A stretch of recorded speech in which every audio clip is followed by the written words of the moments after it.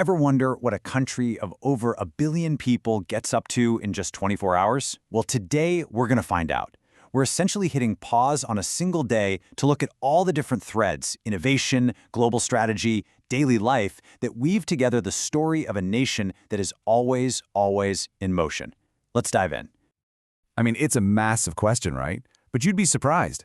By zeroing in on just a handful of key events happening all at once, a really fascinating picture starts to form. And it's a picture built on some truly huge numbers. So picture this. On this one day, you've got more than 1,000 startups all packed into one place, absolutely buzzing with new ideas and energy. At the exact same time, a state government is kicking off a massive 1,000 crore rupee plan, all designed to spread that same innovative fire way beyond the usual big city hubs. And then, on the world stage, you've got people from over 100 countries all coming together, all focused on one of the most fundamental industries there is, food. Look, these aren't just random things happening. They're all pieces of a much bigger story about where India is headed. And it all kicks off with the country's innovation engine. So let's talk about that innovation engine. And this isn't some single top-down policy we're talking about. Nope, it's way more dynamic than that. It's a strategy with multiple layers, firing on all cylinders from the national level right down to the local grassroots level. And this slide right here shows you exactly what I mean. On one side, you've got the huge startup conclave in Gandhinagar. Think of it as the big national event. Over 1,000 startups, VCs from 20 different states, all meant to create this massive burst of energy.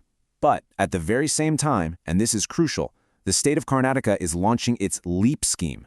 That's a 1,000 crore 5-year plan with a very specific goal: push innovation outside its famous tech capital Bangalore. It's such a smart 1-2 punch. A big national show to create buzz, paired with a targeted local plan to create real jobs. And all this energy, this internal drive, well, it's not staying put. It's actually being projected onto the world stage, helping India build some really important partnerships in key areas like food and heavy industry.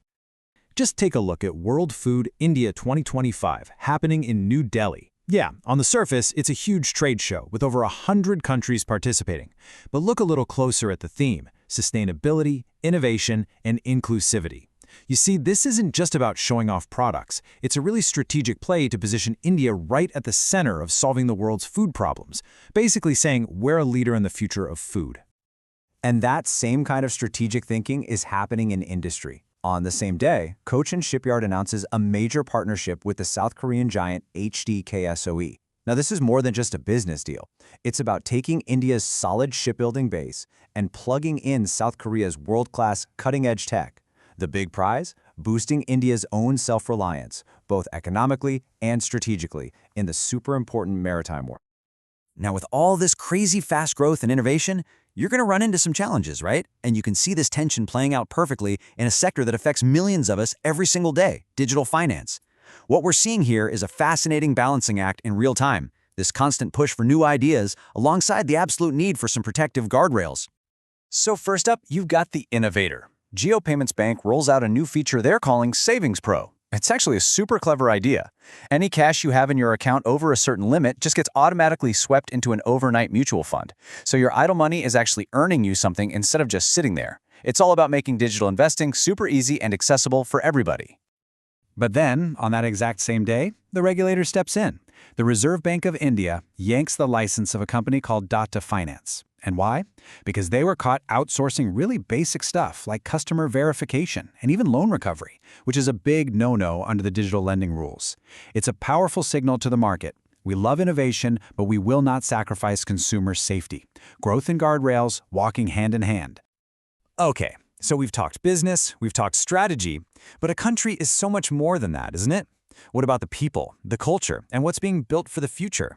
Well, our 24-hour snapshot shows a country that's actively investing in its next generation and really starting to tune into some critical global issues.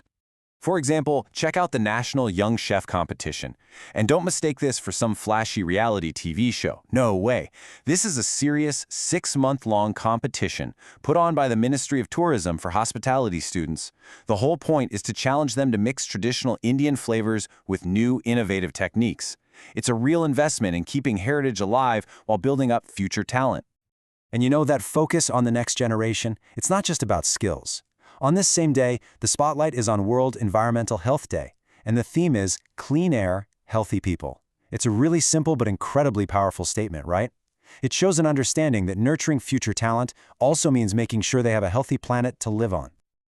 Okay, let's step back for a second. We've seen startups buzzing, global leaders meeting, financial regulators stepping in, and even young chefs competing. So how does all this stuff fit together? What's the big story here? When you put all these pieces together from just one day, a really clear picture starts to emerge. You see a nation that's pushing innovation from the very top and from the ground up. You see a country stepping onto the world stage with confidence, building key partnerships. You see a really practical approach to progress, moving fast, but putting up safety nets. And tying it all together is a deep focus on the future, investing in people's skills, their health, and their environment. And remember, all of this happened in just 24 hours. It's a snapshot of a country that isn't just letting change happen to it. It's actively trying to shape its own future on so many different fronts at the same time. It's a day packed with complexity and momentum. And it leaves us with one final thing to think about. What story will tomorrow tell?